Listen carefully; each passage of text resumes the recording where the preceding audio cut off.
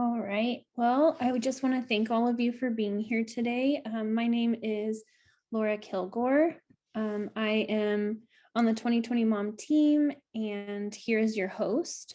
So a few things, just kind of like housekeeping items that I have are, if you have questions, you can drop them into the chat and we will go over them at the end. I will be watching that, as well as if you have questions that aren't answered in Whova, you can also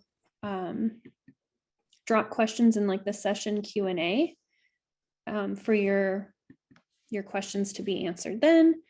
And I think that's all I have right now. So I'm going to pass it on over to Catherine. If you have questions for me, feel free to message me directly in the chat.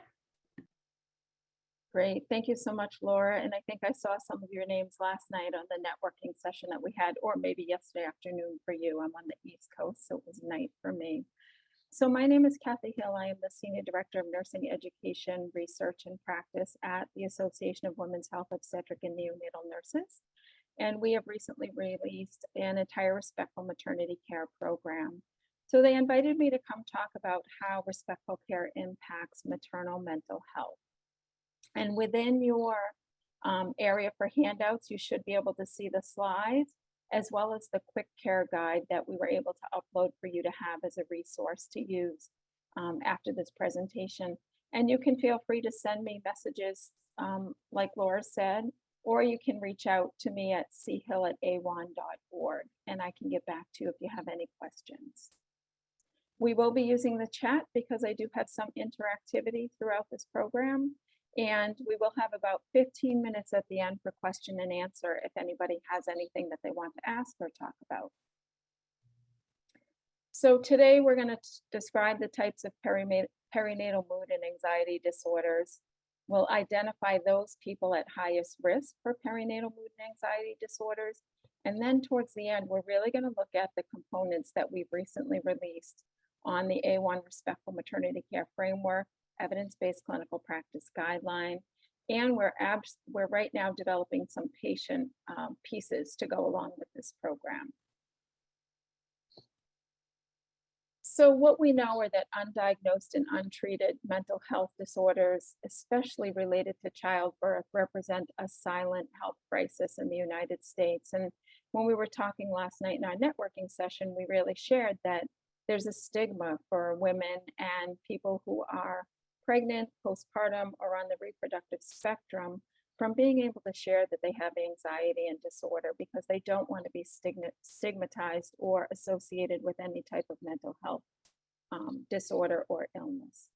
So when we're looking at any clinical diagnosis of anxiety disorder during pregnancy, the prevalence is about 15.2%. So that's pregnant people. That's a pretty high number of pregnant people that have a diagnosed anxiety disorder. So think about 40% never receive treatment. So that number is really much higher. Up to 7.5% of pregnant people actually have or develop panic disorders during their pregnancy. And the prevalence of minor and major depression in the postpartum period is 19.2%. So sometimes that minor depression actually becomes a major depressive disorder. So first I want to talk about during pregnancy. And, if we think about the way we as either providers or consumers or advocacy groups interact with people along the spectrum, we're going to learn about things that we can all do to make this a little bit better. So perinatal mood and anxiety disorders, they're really we call them the dangerous thieves, and they rob parents and people who are pregnant and new parents of really that precious time that they have during pregnancy and with their newborn afterwards. Sometimes during pregnancy, women or pregnant people may experience anxiety disorders for the first time, or actually hormones can highlight those disorders. So if there have been some underlying symptoms, they may not actually be diagnosed till their pregnancy. So the main anxiety disorders are prenatal anxiety disorder, panic disorder, obsessive compulsive disorder, and then the mood disorders would be prenatal depression, bipolar disorder, And we're now looking at a new disorder that we're seeing called anxiety disorders of fathers and partners in pregnancy. We're also seeing anxiety in same-sex couples and their partners during and after pregnancy. So if we're looking along the spectrum, we have anxiety, mood, and then other disorders, and all of those do have IDC-9 codes, or now 10, IDC-10 codes. The postpartum period of where we actually see a lot of these disorders exacerbate. And so what happens is as these disorders get worse over time, and we'll go into the impact that it can have on families and children on the long term. So the disorders that we're seeing in postpartum can be, again, generalized anxiety disorder. They can have postpartum onset panic disorder, postpartum obsessive compulsive disorder, excuse me. The real focus that our organization has had is on the postpartum mood disorders. So postpartum depression, postpartum psychosis, bipolar 2 disorder, and really we're starting to focus on post-traumatic stress. And what does the stress of pregnancy and childbirth negative experiences have long-term on people? And there are certainly disparities there that we're going to talk about. I did talk a little bit last night about the baby blues. And that can happen in up to about 86% of people who birth. And it's really just a labile mood, teariness. But those people who are diagnosed with baby blues, it generally goes away by 4 weeks postpartum, and they are still able to interact and bond well with their baby and maintain their relationships. So it's not a true anxiety or mood disorder. And then again, similar to anxiety disorders in fathers and partners, we are seeing post-traumatic stress disorders. So if you think of a traumatic pregnancy or traumatic birth that partner was witnessing and feeling helpless, or even a traumatic interaction, which does happen in this country, unfortunately, that can lead to stress that goes prolonged into the postpartum period and really impact bonding and relationships. I really love this middle range theory of traumatic childbirth, and this was created by Dr. Cheryl Beck, and she works closely with our organization on all of our resources on perinatal mood and anxiety disorders. And so what this really demonstrates is the widening ripple effect that highlights the negative effects that extend out from a traumatic childbirth or traumatic interaction during childbirth. So if you think about dropping a stone in the water, the ripples that go out over seconds and minutes. That's the way this mid-range theory is set up for traumatic childbirth, that dropping in the middle would be that traumatic event, whatever it would be, and rippled over minutes, seconds, hours, weeks, years. We actually see that traumatic event has a long impact on both the person who birthed the baby and their partner.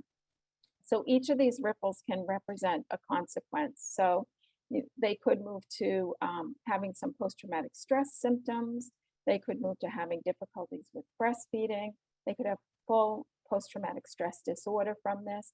And then they may go back and have effects going on afterwards when they're hitting like anniversaries of the birth. Even if they do still have a healthy baby with them, it brings them all back to whatever that stressful event might be. Maybe when they're seeing their obstetric care provider in the future or for an annual exam after, it brings them back to that stress. So I love this theory. It really makes a lot of sense when we're looking at the impact of negativity during pregnancy and birth. So when we're looking at the symptoms of post-traumatic stress disorder after birth, you know, it really has an effect and then it builds upon itself. And sometimes we just see intrusions, which can include nightmares or flashbacks. And people don't often talk about these. They're keeping them to themselves because they think there's something wrong with themselves, that they can't move past this. Sometimes they're avoiding discussions of the birth or reminders of the birth and don't really want to talk about it and put it behind them. They can develop negative cognitions and mood and blame themselves. Maybe they did something wrong during that birth that made the outcome a little bit different. And sometimes it's women that don't succeed in a vaginal birth and have an emergency cesarean birth where we're seeing some of these carry over into years afterwards. They can become really reactive to things that may seem that they should not be as overly reactive to. And if these go on and the birth was really traumatic, or maybe they had a loss, during that phase, they can go to self-destructive behaviors, and that can be some cutting behaviors, substance use disorder, really just not sleeping, not caring for themselves, and creating a stressful environment, which becomes difficult for their partner and their newborn if they have that newborn over time. So I want to talk for a minute and just kind of think about a case, and I'm going to have you drop into the chat. This is a real woman that I encountered. So I am a family nurse practitioner, and I was working in family practice in the past. And with 2 other male providers, all the women came to me. So this is I've changed her name, but this is a real patient that I worked with. So if you think of Melina, she's a 28-year-old single female, and she came in for her routine prenatal visit at 32 weeks gestation. So I used to share prenatal visits with the obstetric care provider in that office. She had a history of 2 early spontaneous losses while she was living in the Dominican Republic, and she left her family behind to come here to have hopefully better medical care and a better pregnancy and better outcome. And so she has a history of anxiety and depression that was currently not treated because she had not brought that up in previous visits and was only seeing an obstetric care team and did not have primary care at the time. Her vital signs were stable. Her blood pressure was a little bit high. We did follow it up after, and it did calm down by the end of the visit. And she heard the nurse, which was actually an MA, who had roomed her, saying something about, well, if she would work on losing some weight, her glucose tolerance test would not have been abnormal.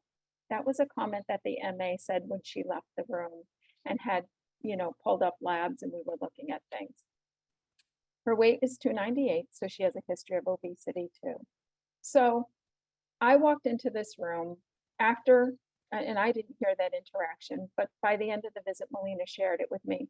So if you want to just think about this person and drop into the chat some of the things that she is facing as stressors or some of those interactions that may actually cause some negativity for her. And I can see the chat if people want to drop anything in.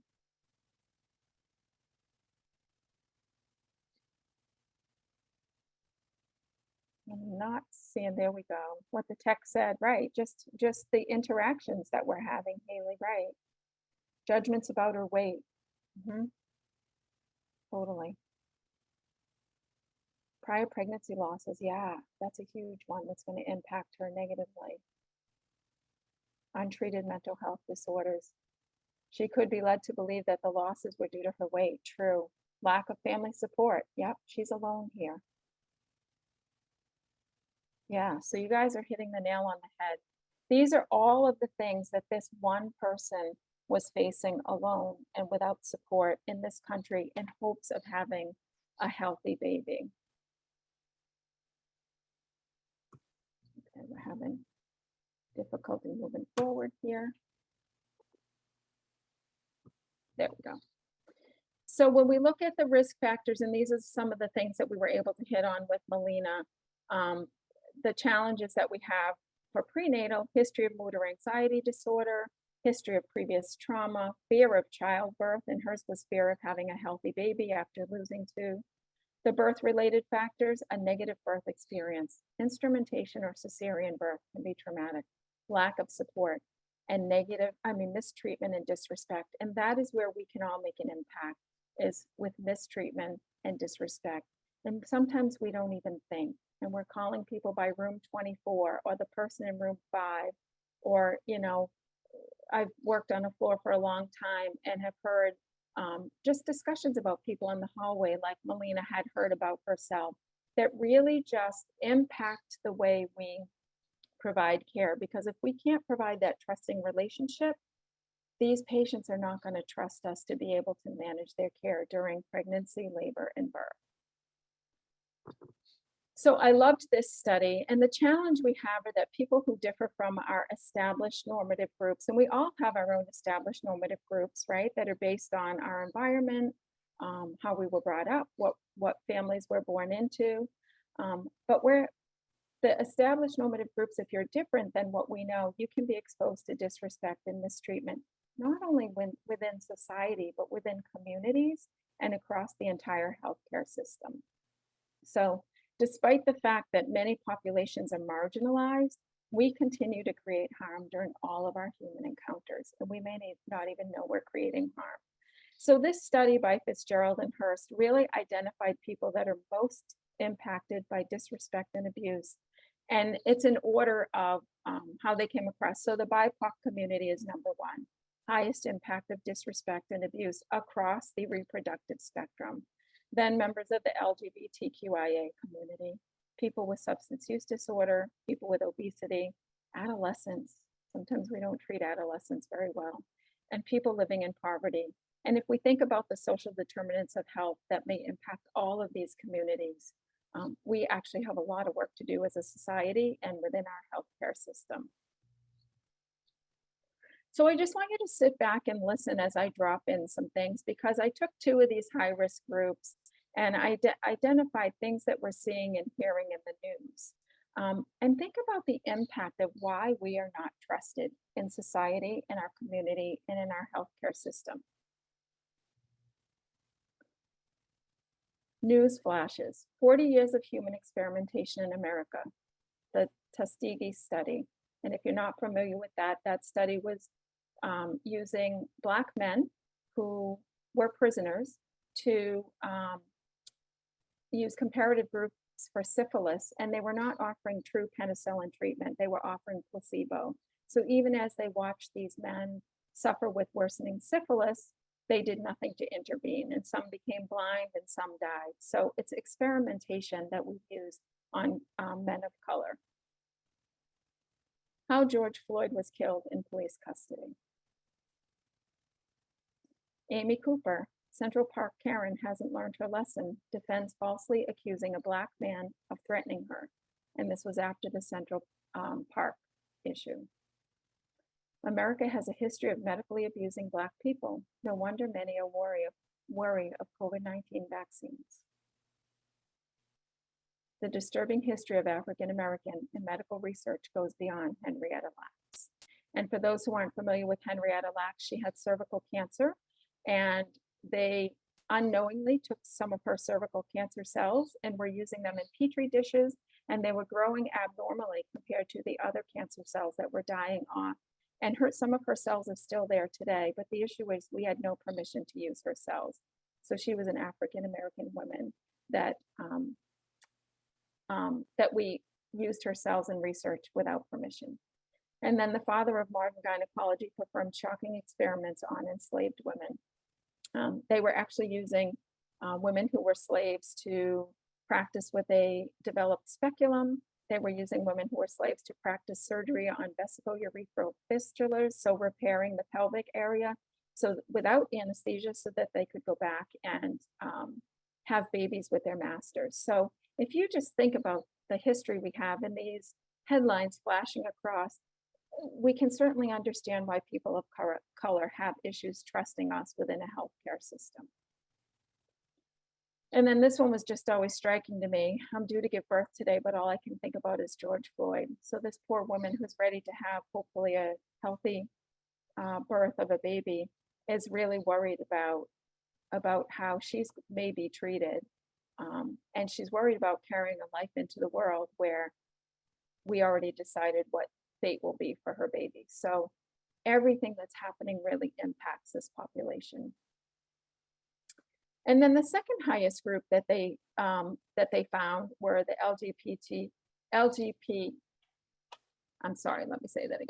LGBTQIA population. And so here are some of the headlines we're facing here. Georgia legislators introduce a Florida-style Don't Say Gay bill. So if we can't say gay in Florida, how can we receive appropriate care that may be specific to that population?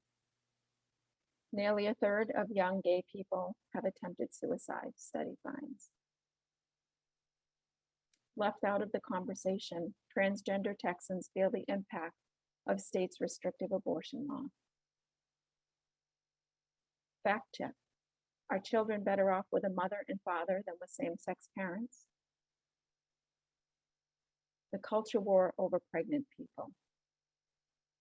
So what you can see here are that there, again, a lot of headlines, controversy over this community, and there are even we're even with the new laws on abortion coming into how can we truly treat people respectfully when they need to engage our healthcare system.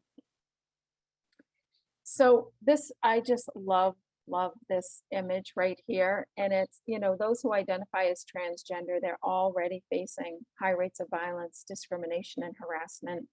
And in the world of pregnancy and childbirth, their struggles are only magnified. So this is Coleman. He's a 34-year-old, and he called both of his pregnancies very tumultuous in our healthcare system because we were not ready to manage him and his partner's care during the birth of their baby. So I didn't have time to go through every single underrepresented population that was in that study, but I just wanted to highlight 2 of those. And if you think for yourself, you could go through each one of those and go through the news and the headlines and find discriminatory and scary, threatening headlines and think about how that impacts how we're providing our care. So part of the issue we have is our current model of childbirth in the United States is actually comprised of attitudes and beliefs where labor and birth are treated as an illness, right? It's a pathologic condition. We don't treat this as a physiologic condition. Our model encourages people to come into the hospital, lay in the bed, get on your back, have an IV, have an epidural, and we really don't respect what the body is made to do. So we've already changed the model of what should be happening during labor and birth. Implicit and explicit bias in healthcare professionals may also be causing unintended harm to patients. And that we're all born with biases. I mean, we all develop biases because of our environment, the way we're raised. We develop attitudes, we develop belief, and those biases are embedded in us. And that leads to disrespect, discrimination, potentially harmful practices. And that might only be a comment, like I shared that I heard in my office, and really decreases in culturally competent care. So we have some challenges that we need to face, and this is what our organization really tried to take on. So people who differ from established normative groups really face the most significant challenges as they engage with our healthcare systems, right? Mistreatment, disrespect, and abuse have been highlighted extensively in the literature in the United States. I'm not talking about countries that are outside of the United States or even developing countries. I'm talking about developed countries and the United States. And this mistreatment and disrespect really leads to poorer childbirth outcomes and experiences. Vedum et al. Did a study in 2017 and found that 1 in 6 people reported mistreatment during labor and birth in the United States. And their mistreatment that they reported included poor care by staff, being coerced into treatments that they didn't want to have, minimizing their physical complaints, ignoring their preferences, choices, not letting their family members be present, not listening to their family members when they wanted to advocate for them, and the number 1 concern was lack of autonomy. That is how we mistreat and disrespect patients in this country across the reproductive spectrum. So our healthcare interactions can be either positive or negative, or they can fall within the sphere of those. And so in order to provide respectful maternity care, we as people, providers, advocacy people, consumers, we really need to have an awareness and acceptance of each person's identity, their life experience, their lifestyle, their values, and their beliefs. And one thing that I really learned is just to sit and listen to hear. Really don't be ready to respond. Just take the time to process, listen, and hear. So I love this quote by James Baldwin. Not everything that is faced can be changed, but nothing can be changed until it is faced. And so until we as individuals, as groups, community, society, healthcare system, embrace change, we really will not have a positive impact. So you'll start to see as we go through what we've done at AWHONN, the Association of Women's Health, Obstetric, and Neonatal Nurses. We have 24,000 members in this professional nursing organization, and our mission is to empower and support nurses who are caring for women, newborns, and their families through research, education, and advocacy. So we spend a lot of time listening, looking at the literature, talking to people, talking to nurses, doing research, and creating resources that we really need to impact overall care. So when we think about maternal morbidity and mortality, we know that the United States is the worst of all developed countries, and we actually have about 700 people die each year from pregnancy-related complications. Those numbers have gone up, and some people would challenge and say we changed our ICD coding, and that's why, but it doesn't account for why that number is where it is when we're compared to other countries. 4,900, so we have for every case of maternal death, we have 7 potential cases of near misses or near deaths, which leads to 4,900 per year. And 2/3 of those deaths and 2/3 of those near misses are preventable. So we need to figure out what do we do to help decrease and impact maternal morbidity and mortality. So our Respectful Maternity Care program is a framework, an evidence-based clinical practice guideline, and an implementation toolkit. And what we did was we engaged a diverse group of stakeholders that represent those populations that I showed on that Fitzgerald and Hurst slide, who are members of A1 and were willing to share both their personal and professional diversity with us so we could get a diverse team and include people that had some of those same experiences to develop the framework, the guideline, and the implementation toolkit. And it was about a 15-month process. We just released in January at our Leadership Development Conference. So our framework really illustrates what you can find through the research. So we started with the research, and we started with search terms to look at variables for the phenomena of interest and map out how those variables might interact with each other.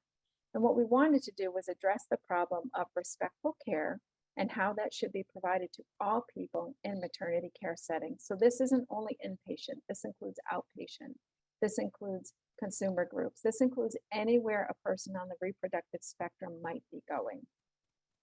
So in order to really address the needs of these patients, we thought it was necessary to really look at the broad experiences that are out there, inform the factors of provision of respectful care, and to gain a real understanding of the literature.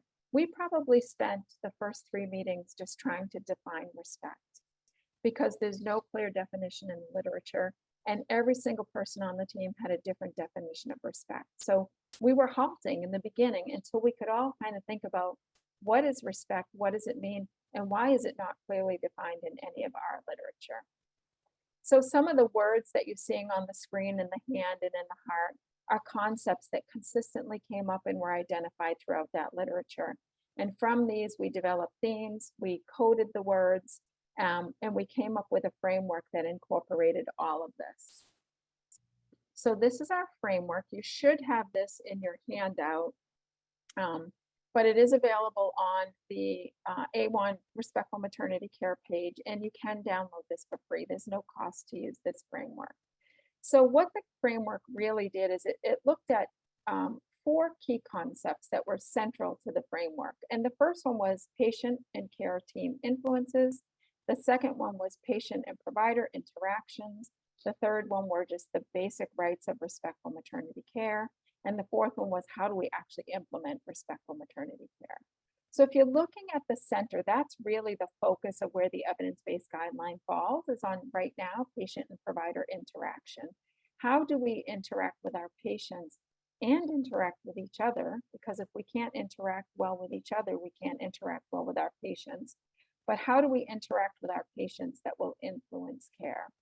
And so some of these might resonate with you and your experiences that you've had as a patient or experiences that you may have had with other people and providers. The center of it, we really picked 4 big themes that were acceptance, mutual respect, shared decision-making, and awareness. And those are going to come up a little bit later on in the presentation. But when we looked at some of the areas that needed work too, on the blue circle in between, it's freedom from harm and mistreatment. People need autonomy, dignity, and respect. We need to be accountable and hold our patients accountable to what they need, but they need to learn how they can be accountable. And we need to provide care with informed consent, because what we found are that those coercive behaviors, even if subtle, can happen and impact outcomes. So we really need to be sure patients are aware of their options and they're agreeing to what is happening in their setting. And when we're looking at the implementation, we're really looking at including workplaces, including community efforts so that we can improve patient outcomes. So on the right, for every patient, we're looking at their personal expectations, their lived experiences, their culture, their knowledge of the healthcare system, and their self-determination.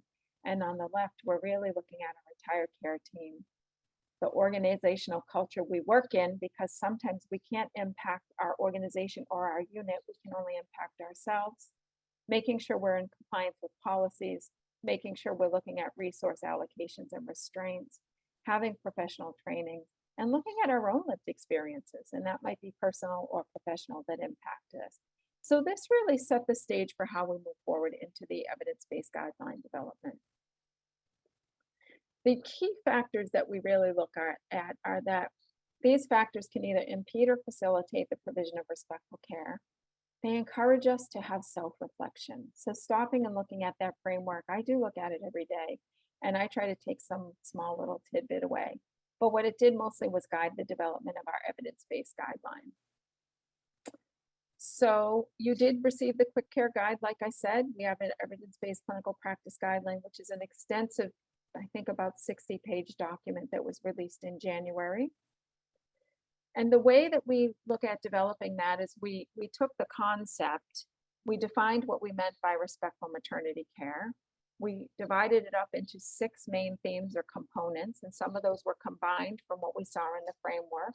We went back to the literature and researched those themes and components. So you'll see those as I move through the slides. So from autonomy to shared decision-making and informed consent, we researched those in the literature again to make sure we had all the best literature. We scored the evidence using the Ohio State University model for evidence-based practice. And then we took the time to extrapolate from those articles that had the highest level of evidence, goals and recommendations that are action-oriented, and rationale statements. I think for this evidence-based guideline, the struggle we had is there's not a lot of high-level evidence because we don't have randomized controlled trials and things like that done within the maternity care setting on respect. But we were able to pull from a lot of qualitative literature to identify these recommendations and rationale statements. So these were the 6 main themes or elements of the guideline. And these you saw in the framework. We focused on awareness, mutual respect, shared decision-making and informed consent, patient autonomy, patient dignity, and both patient and provider accountability.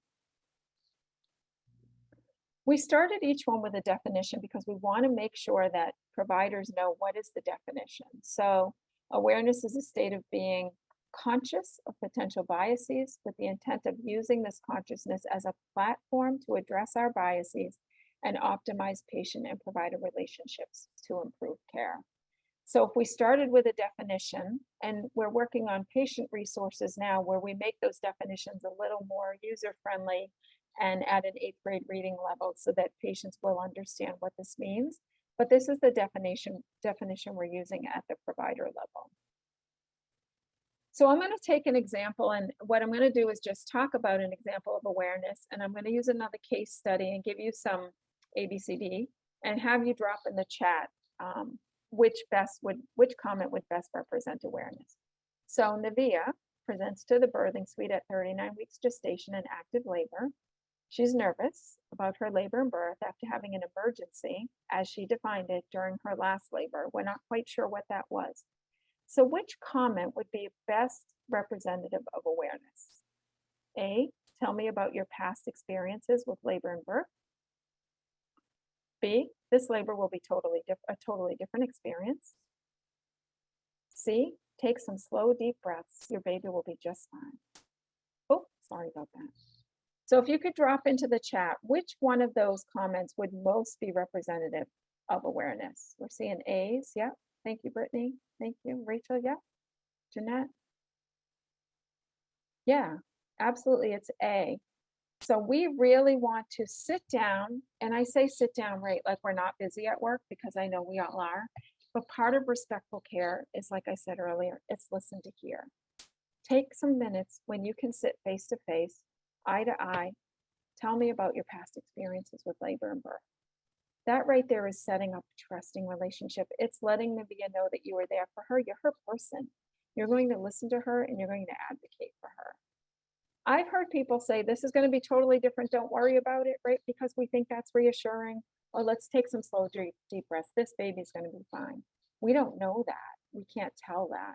And we want to reassure, but we need to be careful about what we're saying, because if the labor isn't different and if the baby's not just fine, we've just lost that trust again in this patient. Okay.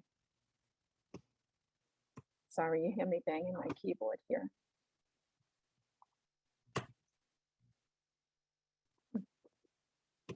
There we go. So for awareness, our main goal is that all healthcare professionals should aim to increase awareness within themselves, within their system, and within society about what constitutes disrespect and abuse in maternity care, and which populations tend to experience disrespect and abuse in our settings.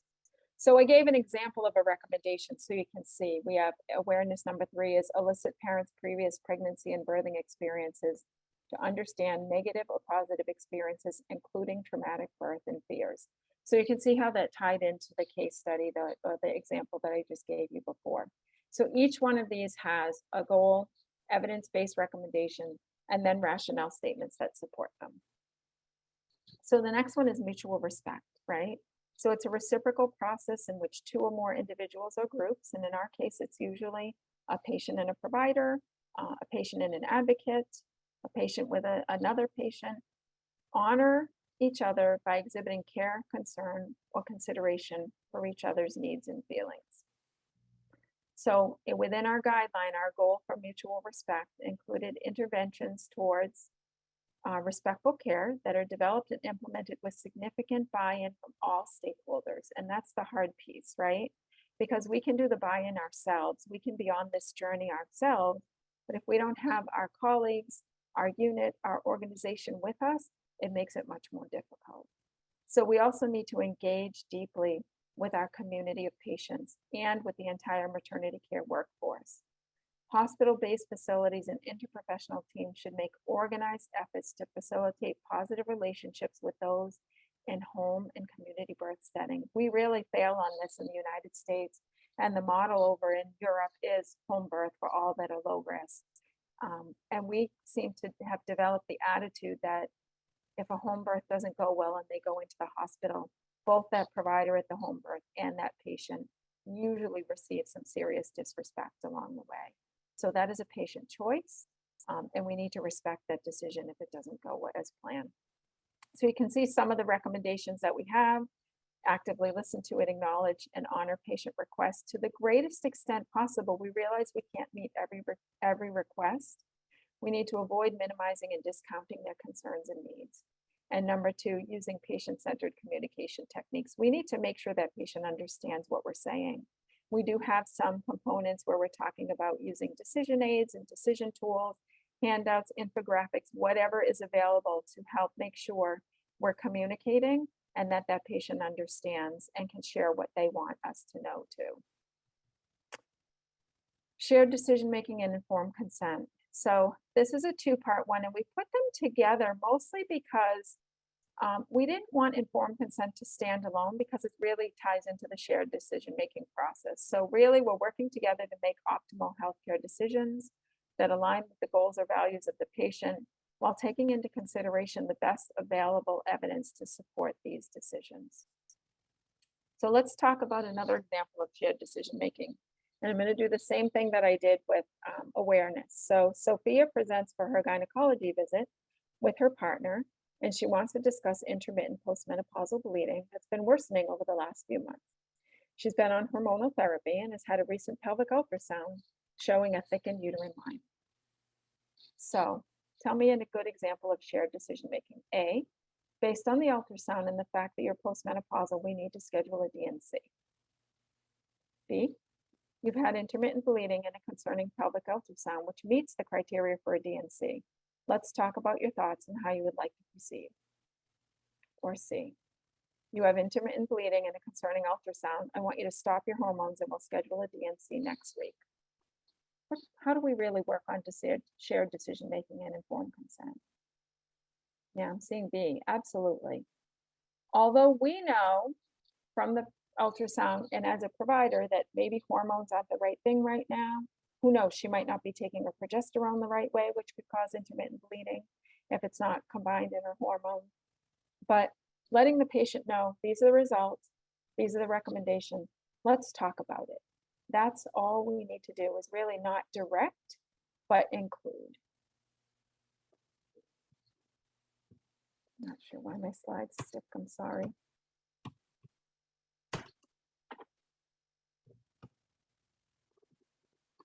Okay, oops, sorry about that. So a goal for shared decision-making, we should go beyond informed consent. We need to make up-to-date, complete, understandable information available to all patients, and all relevant barriers to shared decision-making should be addressed. This process needs to begin at every interaction, right? From the antenatal period, right through postpartum, right through women's health care along the spectrum. And so you can see on the right some of the recommendations for shared decision-making. Discuss all available options with patients and their support people, including the ability to defer a decision when it's feasible and safe. Provide high-quality evidence-based information and care. Confirm that full informed consent is obtained or appropriate.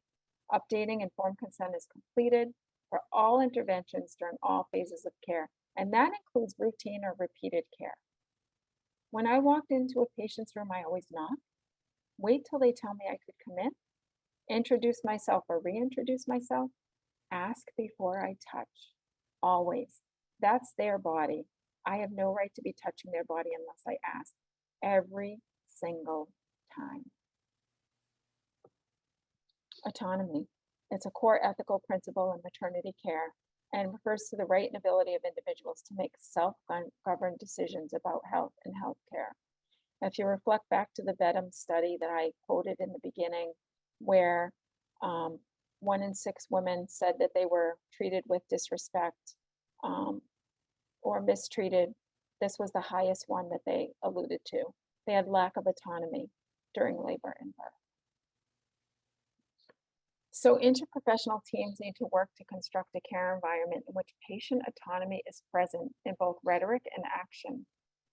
Patients have the right and the ability to make decisions about their medical care without being coerced or pressured by healthcare professionals' preferences. And healthcare professionals supply highest levels of evidence-based information. We need to be really careful that we're not saying this is what's best for you, so we need to do it now. We need to listen. Obviously, if there's an emergency, we need to do what we need to do during the emergency. But what's important is that we debrief after, that we talk to that patient and support people about what happened, why it happened, answer their question, and follow up. Don't just let that debrief be the only time. Make sure we're openly discussing it across the spectrum.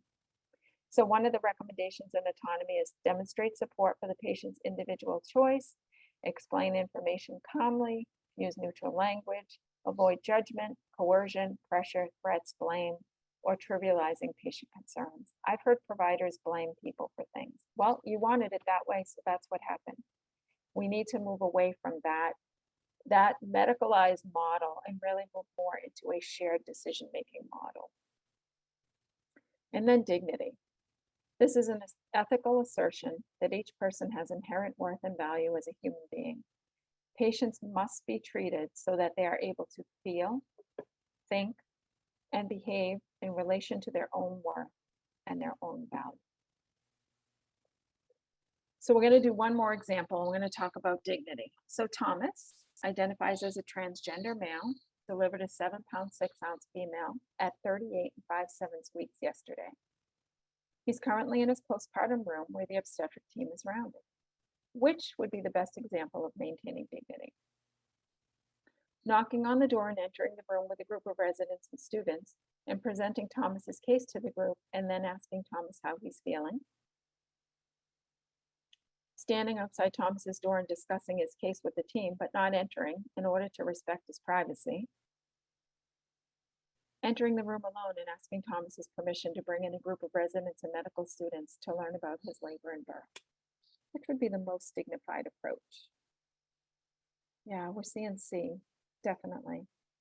Some B, okay. So in the real world, we see A happen a lot, right? When I had my babies, that's what happened. The door opened, 1,000 people walked in the room. We need to move away from that. Patients have the right to choose who's involved in their care. Patients have a right to choose who's present during their labor, birth, and postpartum. It might be appropriate to be outside Thomas's room and be talking with the care team, but then always respectful and showing dignity by walking in and asking if they can come in. Because, right, I mean, people, we use charts and we learn and we talk, but that doesn't mean that anybody can just come in the room and be available without patient permission. And be patient with me. I have no idea why my slides aren't moving.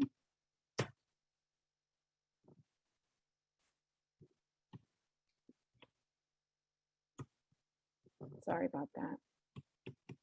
Laura, I might need some help here because everything seems frozen. Oh, I got it. Sorry. So dignity, the goal of dignity is that all patients and their support people should be recognized and upheld during all encounters. Interprofessional teams should recognize each person's inherent value and worth. We need to use compassion, empathy, and esteem for our patients and provide safety, privacy, and active listening to foster a collaborative patient-provider relationship. And again, free of coercion, incivility, and contempt. And we used coercion a lot because that showed up in the literature. So one of our recommendations is protect patients' physical and informational privacy, limit the amount of hospital personnel in the patient's room to only essential staff according to maternal and fetal condition. And that's, of course, unless the patient agrees otherwise. And then accountability. This is accountability for ourselves and encouraging patients to be accountable for their care too. So it's really the process of acknowledging and taking responsibility for actions, including when they might be harmful to one another. Taking a step back and thinking about something that we may have done that may not have been correct, talking it through with someone, going back and apologizing and remedying that. So the goal of accountability, this is the key feature of a broader commitment to providing respectful care. It's really the overarching theme. A culture of accountability is one in which people can learn from their mistakes. They're committed to identifying and addressing structural shortcomings that can negatively affect respectful care. And again, one of our accountability is that we regularly and systematically collect data on respectful maternity care measures. And data collection should be guided by a structured model or a measurement tool for respectful care. I don't see a lot of people yet collecting data on respectful care, although when I get into the toolkit, we have about 10 minutes left, you'll see some of the resources that we have available. So we moved from the framework to the evidence-based guideline, and then we moved into the implementation toolkit. And so the toolkit's a web-based toolkit. It is not free, unfortunately, because of the cost of development, but it is a $29 access fee to use all of the components of the toolkit. And what we're saying is that if one person purchases the toolkit, they can use it across their organization. It is free for A1 members. So anyone who's an A1 member can log in and get the guideline for free and the toolkit for free. It holds us to be accountable. The tools resonate with us. There's an ease of use, and it helps us maintain commitment. So when we worked with the toolkit team, we were really playing with the 10 steps along the breastfeeding model, and they wanted to develop a 10-step pathway to respectful care. And so they came up with Care Path, where we're confirming our commitment, assembling a team, relating readiness, educating everybody, proposing policy changes, adapting our culture, assuming accountability, tailoring our data management to our own population, testing measurements, and then celebrating. Our motto is respect every patient, every interaction, every time. We all have t-shirts that we wear to conferences. And it's really what we've adopted as an organization. And that is what we want to get out and get across. Just so you know, sponsorship of the toolkit was promoted and provided by Huggies Healthcare. And that's why we're able to offer it at a low cost. But we're constantly developing and revising and adding to this toolkit. So within this page, there's a PDF of the toolkit, there's the PDF of the framework, and it links us to our A1 birth equity page where there are free resources on birth equity. So there are articles, there's a birth equity video, knowledge to action. So there are many free resources if you click around the links that can be embedded or used. Within the toolkit, we actually have created these buttons, and we all wore them at the big release, and we kind of took them on some of the main themes. And so you can see, to provide respectful maternity care, I will commit to speak up and advocate for marginalized people and communities. To provide respectful maternity care, I will commit to shared decision making. I always wear the one on the bottom right. To provide respectful maternity care, I will commit to providing evidence-based care. To provide respectful maternity care, I will commit to listening with empathy, not only to respond, but to understand. To provide respectful maternity care, I will commit to speak up and advocate for marginalized people and communities. And we have these buttons, and I'm not here to sell anything. I really don't, want to be selling anything, but we do have these buttons available. And as we go out, we really are going out in these next few years, and we're doing implementation of our respectful maternity care resources. And we're doing a research-based project. And what we're going to look at is measuring a change in nurse attitudes and beliefs. And then we're also going to be measuring a change in patients' perception of respectful care. So we're going to find facilities that are not far along in this work and hopefully engage with them from a national level, teach them about the resources. Before that, have the nurses take a validated nurse attitude and belief scoring tool, have the patients, if they want to, so it will be in their discharge paperwork, if they want to log in and fill out the women's perception of respectful maternity care tool. We'll spend 6 months working with organizations on how to use these, how to change processes, policies, celebrate every win along the way, providing t-shirts and buttons and things just to have engagement.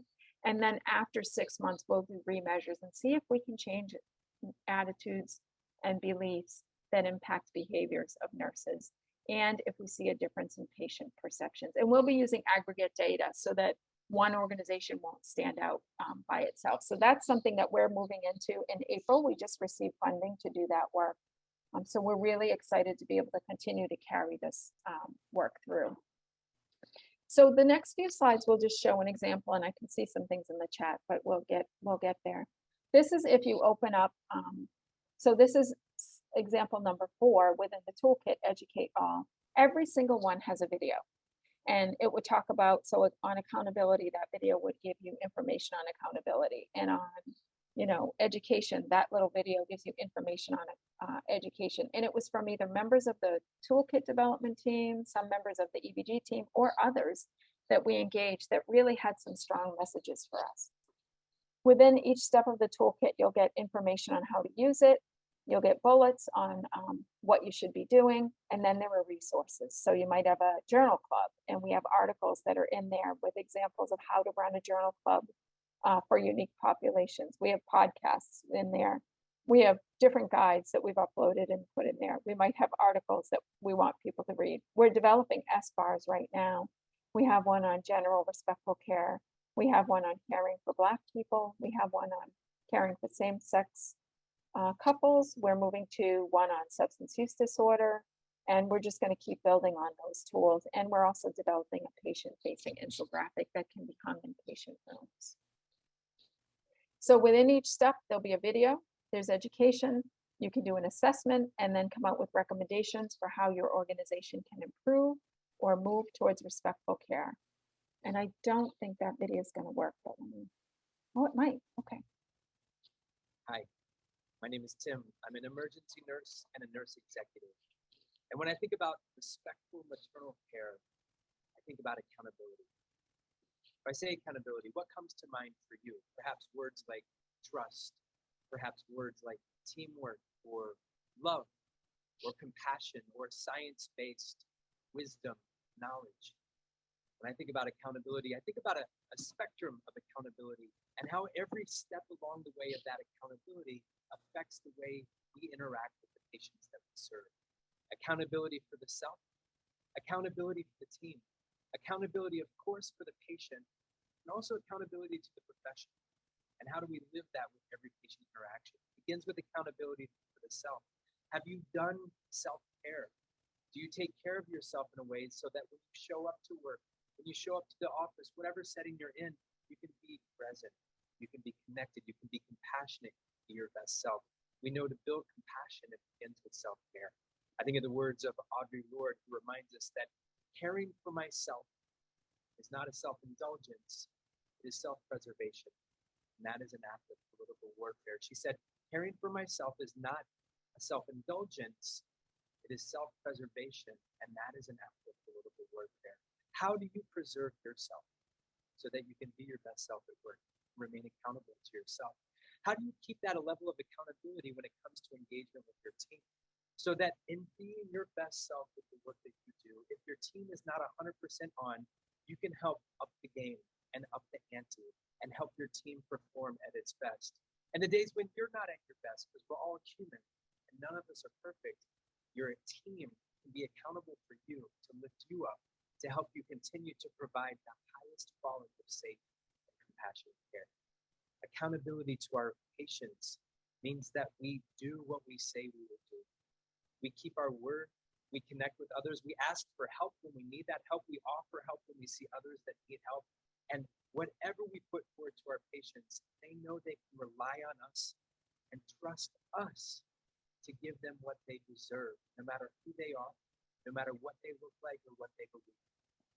And ultimately, accountability to the profession reminds us that we all have to keep up with the evidence-based practice, with the research, with the most up-to-date literature. With accountability to the profession also means thinking about how we accountability to building equity, diversity, and inclusion within our workplaces and within our profession. And also being able to rely on professional organizations to support us, the learning that we need, the skills that we need to build, and the community and camaraderie that we can build together as nurses, caring for some of the most vulnerable people at times on the planet.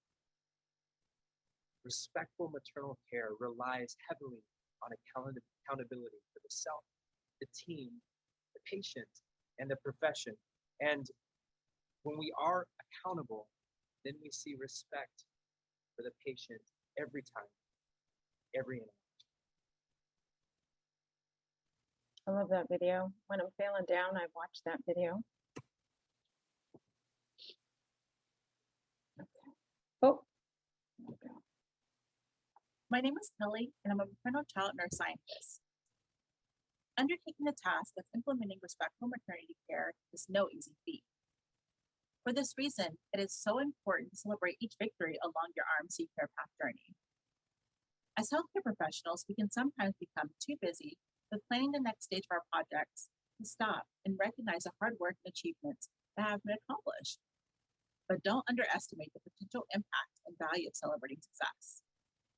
Celebrating our successes can build team morale, empower staff, and encourage our organizations at large to create a strong and sustainable culture of respectful maternity care. Remember, celebrating early and celebrating often is an essential step toward rewarding those involved and maintaining the momentum toward transformational maternity care. Respect every patient, every interaction, every time. And Kelly was our team lead on the framework team. She was amazing. So within the education, you'll find journal articles as far as videos and webinars. And there are links to implicit bias assessments, both for individuals and for organizations. And then there are sample data measurement dashboards so that if you're looking at how you might want to look at different populations within your organization and what their outcomes are, you can have a dashboard set for you. And then we always talk about celebrating having a Champion of the Month certificate, or really celebrating anything we do as success, because I think we get so busy we forget to celebrate each other. So our motto is respect every patient, every interaction, every time. You don't have to see the whole staircase. You just need to take the first step, and that starts with you. So I wanted to do this presentation really just to highlight the different things that we have to help us look at ourselves, look at our teams, look at our units, look at our organizations, look at our communities, look at our resources, and how can we impact maternal mental health by preventing disrespect, mistreatment, and trauma along the reproductive care pathway. So I'm going to end the slides and come out so that I can see if people have any questions. I'm going to stop sharing.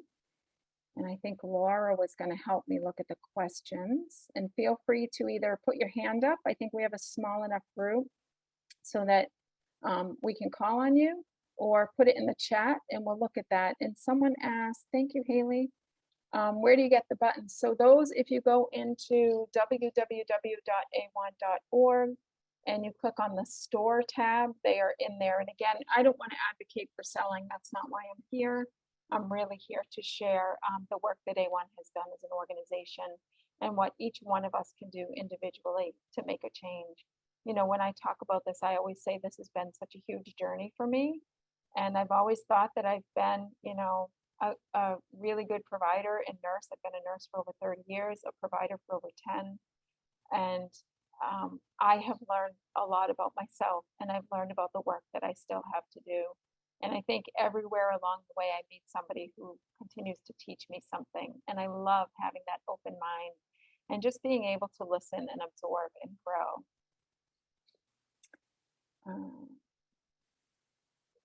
And Laura put in, oh, did somebody ask for that, Laura? It's www.a1.org. I can put it, there we go. So does anyone have questions, concerns, things I can answer? You can put it in the chat or you can raise your hand.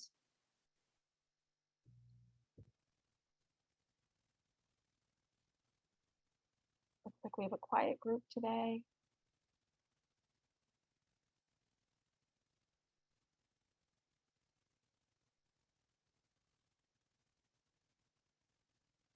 Was this helpful?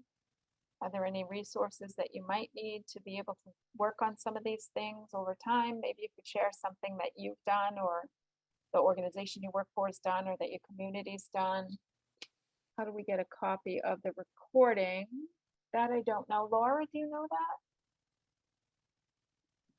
Yeah, for these sessions, I believe it's just going to be main stages that will be, well, no, because this one's recorded. So 7 days after we conclude, recordings will be available, and I'm not sure if they'll just be in WOVA or HUVA, you guys should get a notification that they are available. Our team will be working on editing them over the next couple of days. Thank you, Laura. And I did just put my email. That is my email. I know it says chill, but it's chill@a1.org.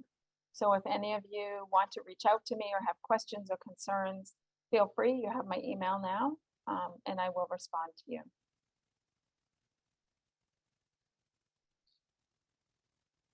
All right, I don't see any questions, Laura. Yeah, the only question I saw was about the buttons. Okay. Yeah, I don't see any more. I have a question. I don't know if you can hear me. Yes, Stephen. So do you think as a professional in your capacity that there is a shift, that people are talking about it in hospital systems, about respectful care and about these kinds of things that we're advocating? Or do you think that's something that's sort of on the horizon and we're just really having to push it now? Because the ideas have been out for a while, but like any, do I say social change, it has to be nurtured. But do you see it in your work as a professional that people are talking about it? It's not just, I grew up in the South, my family's in the South, and it's funny, they've got this, I don't know, dichotomy, if that's a word, where people are very polite and they may relax the visiting rules. I'm talking pre-COVID, Right. But then it's like doctors know best and you don't tell us what to do. But that's the South. Well, that's my experience in the South. But do you see a sea change coming, or has it started or not? I know it's a generic question. I'm sorry. No, that's fine. And so I can share from my perspective what I'm seeing with the groups I'm working with. Change can't happen until people are ready, right? So when I say, as an individual, you can start to make your own changes and your own impact, and then you become a role model. And when people see you interacting a certain way, they start to recognize and want to see and adapt. I think this is coming on the horizon. We have a lot of work to do. And, you know, if you think back in history, we all have attitudes and beliefs that impact our behaviors that have been embedded in us forever. Those aren't going to change in a day, a week, a month, a year. Like I've said, this is a personal journey I've been on. I've been working on this for over 3 years. I'm nowhere near the end. I don't know if I ever will be. And so all I can do is take a step in the right direction, speak when I'm asked to speak, bring resources when I'm asked to bring resources. But there is, like you said, that dichotomy of don't ask the provider. Don't, you know, provider knows best. The provider doesn't know you or your body. You do, right? It's you and your body. And we need to encourage people and give them the resources, the correct resources to ask questions. So maybe it's a tool that the patients get that say, write down your concerns for your provider when you come in, and then they can hand that to the provider. Or, you know, sometimes it's more using decision aids, right, that are out there. But you know, your question, it's hard to answer because each person's different, each unit, each organization's different, each geographic area of the country's different. I'm from the Northeast. We are a little more bold, I think sometimes, and many of us have no problems questioning our providers. And respectfully, of course, and having that open conversation. And I don't think I have run into really providers that have not sat and taken the time and listened to me. And I'm just going to say, I'm also a white middle-aged woman. And I think, should I maybe be representative of one of those underrepresented populations, maybe I would not be having the same experiences. So I'm going to say, to answer your question, Steve, we're on the horizon. We are coming out with resources. We are pushing them. And we're talking and sharing and just encouraging people to take baby steps. Remember, it's not going to change overnight.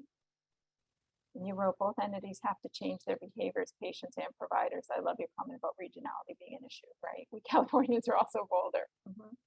And what we don't want it to turn into is looking like, you know, oh, in the North, they're so disrespectful, right?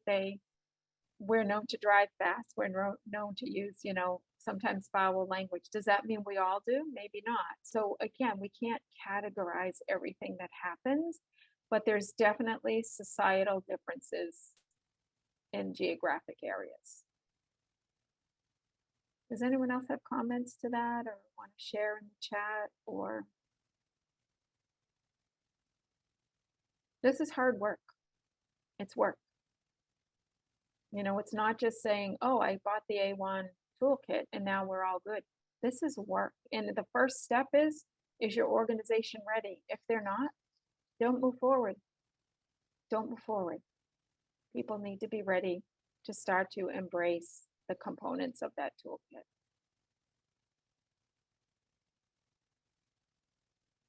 Any other questions? Brittany, did you take yourself off mute to talk?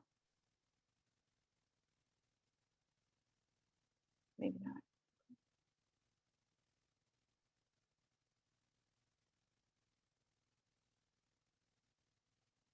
All right, I don't see any other questions. Laura? Yeah, I don't see any either. I do want to make a little reminder that we will be concluding this session. It looks like we'll be concluding a little bit early at noon, and then we have our next main stage session following this. Let me make sure I have the correct time for you guys. Okay, so at 12:05, a whole 10 minutes. So if we do want to conclude right now, that gives everyone a little bit of a break to get settled in for our next session. So thank you to everyone who was able to join us today. And if not today live, is checking us out, listening on the recording. All of this information was super powerful, and I really appreciate your time, Catherine, for educating us and just reminding us some of the things that we may assume that we're doing out in the field, but need this reminder to continue this work. And like you said, it feels for me personally, sometimes I feel frustrated that, like, why isn't this, like, this seems like common sense to some people, but like you said, Catherine, there's years and years and years of this cycle that we need to break. So this is one great step. So I appreciate you. Thank you. Thank you. Thank you. Thank you, everybody, for coming. Have a good rest of your conference.